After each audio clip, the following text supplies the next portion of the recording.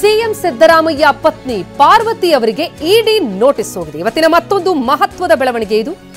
ವಿಚಾರಣೆಗೆ ಹಾಜರಾಗುವಂತೆ ಇಡಿ ನೋಟಿಸ್ ಅನ್ನು ಕೊಟ್ಟಿರುವಂತದ್ದು.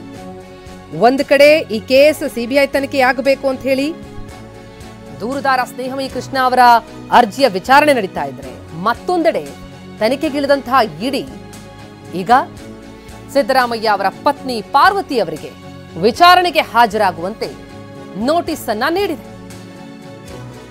ಮೂಡಾ ಹಗರಣದಲ್ಲಿ ಆರೋಪಿಯಾಗಿರುವಂತಹ ಸಿಎಂ ಸಿದ್ದರಾಮಯ್ಯನವರ ಪತ್ನಿ ಪಾರ್ವತಿ ಅವರಿಗೆ ನೋಟಿಸ್ ಕೊಟ್ಟಿದ್ದು ಇಡಿ ಸಮನ್ಸ್ ಅನ್ನ ಪ್ರಶ್ನಿಸಿದ್ದಾರೆ. ಇಡಿ ಸಮನ್ಸ್ ಅನ್ನ ಪ್ರಶ್ನಿಸಿ ಸಿಎಂ ಪತ್ನಿ ಪಾರ್ವತಿ ಅವರು ಹೈಕೋರ್ಟ್ಗೆ ಅರ್ಜಿ ಹಾಕಿದ್ದಾರೆ.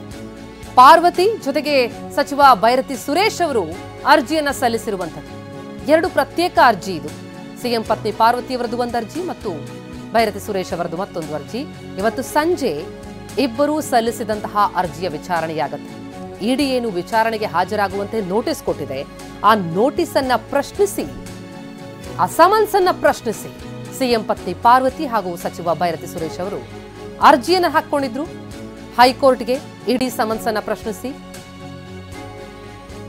ಆ ಅರ್ಜಿಯ ವಿಚಾರಣೆ ಇವತ್ತು ಸಂಜೆ ನಡೆಯಲಿದೆ. ಎರಡು ಪ್ರತ್ಯೇಕ ಅರ್ಜಿಗಳದು. ಮೂಡಾ ಹಗರಣಕ್ಕೆ ಸಂಬಂಧಪಟ್ಟಂತೆ ವಿಚಾರಣೆ ನಡೆಸೋದಕ್ಕಾಗಿ ಇಬ್ಬರಿಗೂ ಕೂಡ ನೋಟಿಸ್ ಅನ್ನ ಇಡಿ ನೀಡಿತ್ತು. ತುರ್ತು ವಿಚಾರಣೆಗೆ ವಕೀಲ ವಿಕ್ರಮ್ ಹುಯಿಲಗೋಳ್ ಅರ್ಜಿಯನ್ನು ಹಾಕಿದ್ದಾರೆ. ಇಂದು ಕಲಾಪದ ಕೊನೆಗೆ ವಿಚಾರಣೆ ನಡೆಸೋದಾಗಿ ಜಡ್ಜ್ ಒಪ್ಪಿಗೆ ಕೊಟ್ಟಿದ್ದಾರೆ. ಹೈಕೋರ್ಟ್ ಏಕಸದಸ್ಯ ಪೀಠದಲ್ಲಿ ಈ ಅರ್ಜಿಯ ವಿಚಾರಣೆ ನಡೆಯುತ್ತೆ.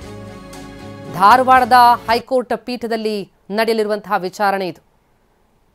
ಒಂದೆಡೆ ಇದೇ ಕೇಸನ್ನ ಸಿಬಿಐಗೆ ವರ್ಗಾಯಿಸುವಂತಹ ವಿಚಾರಕ್ಕೆ ಸಂಬಂಧಪಟ್ಟಂತೆ ದೂರುದಾರ ಸ್ನೇಹಮಯಿ ಕೃಷ್ಣ ಅವರು ಸಲ್ಲಿಸಿದ್ದಂತಹ ಅರ್ಜಿಯ ವಿಚಾರಣೆ ಈಗಾಗಲೇ ನಡೀತಾ ಇದೆ.